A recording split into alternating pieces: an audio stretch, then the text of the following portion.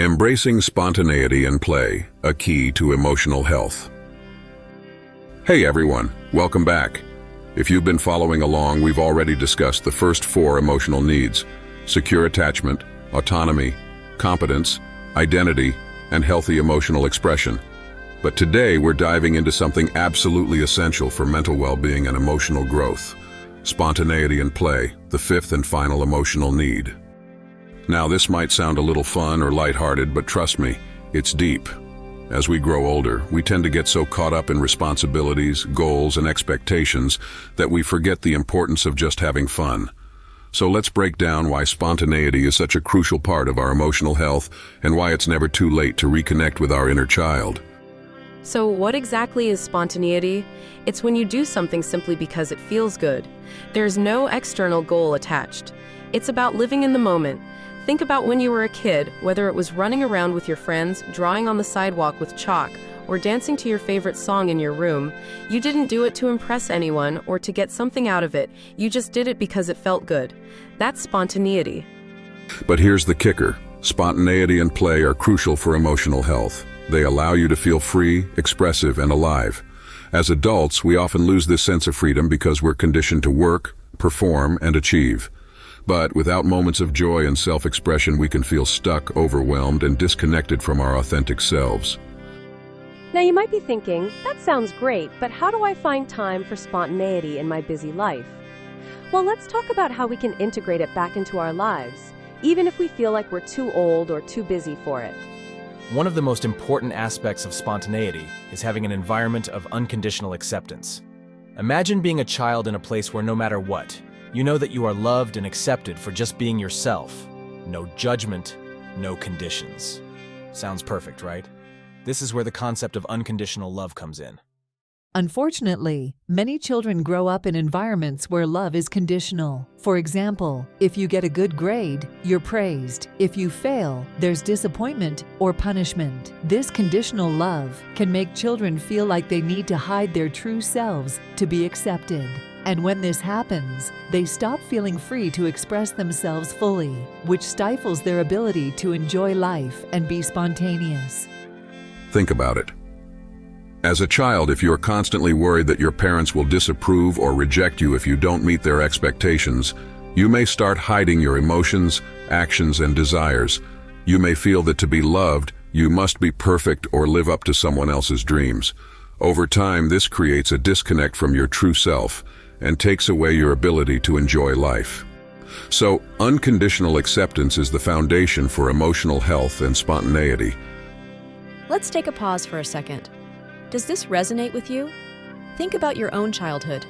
Were you encouraged to be yourself, or did you feel like you had to meet certain expectations? Share your thoughts in the comments below. Let's dive deeper into how parental expectations can impact spontaneity. Imagine a parent telling you, "You need to study hard and become a doctor, because that's what's best for you." Or how about, "You can't go out with your friends until you've gotten a 20/20ths on your exam." While these things may come from a place of love or concern, they can often feel like pressure, and over time, they turn into expectations that limit our ability to just be. Parents may not realize it, but their desire for us to succeed or behave in certain ways can cause us to abandon our natural desires for what others want from us. And the worst part is that this doesn't just affect children. It follows us into adulthood. For example, if you're constantly told what to do, what to wear, or what career to pursue, it's hard to know who you really are and what you truly want. This constant feeling of living up to someone else's standards can crush your sense of freedom and joy. It limits your spontaneity and makes it difficult for you to be authentic. So here's a question for you. Are you currently living up to someone else's expectations? Or are you following your own path? Drop your thoughts below. It's really important to understand the difference between unconditional acceptance and conditional love. Let's break this down with an example that might hit close to home. If a child is consistently praised only for achieving or performing, getting good grades, winning a competition, being the best at everything, they may feel like their worth is based on what they accomplish. But when children feel they are loved and accepted just for being themselves, they develop a healthy sense of self-worth. They can make mistakes, learn, and grow without feeling rejected or judged. Let's imagine a scenario. A child draws a picture that isn't perfect. No big deal, right? But what if the parent dismisses the effort by saying, "That's not good enough. You need to try harder"? This is conditional love, and it can make the child feel like they need to be perfect in order to receive love and acceptance. This doesn't foster creativity, fun, or joy. On the flip side, when a child is praised for simply trying their best, making an effort, and enjoying the process, they learn to embrace life without fear of judgment.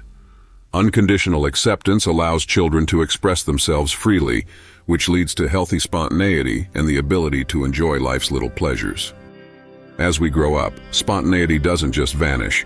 It gets buried under layers of responsibilities, societal expectations, and adulting.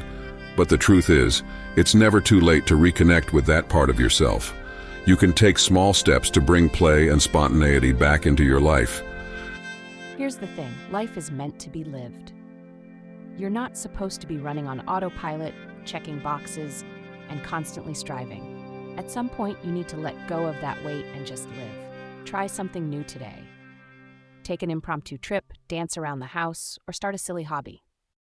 It's time to bring joy back into your life, spontaneously. And when you do, you'll notice that your sense of self-worth, your creativity, and your joy will flourish. So what's one spontaneous thing you can do today? Drop your ideas in the comments below, and let's keep this conversation going. As we wrap up today's video, remember that spontaneity and play are not just for kids. They're a fundamental part of emotional health for people of all ages. The more we embrace our natural, spontaneous selves, the more joy we will experience in life. If this video helped you realize the importance of spontaneity and unconditional acceptance, make sure to hit that like button, subscribe, and tap the notification bell to stay updated on all our future videos.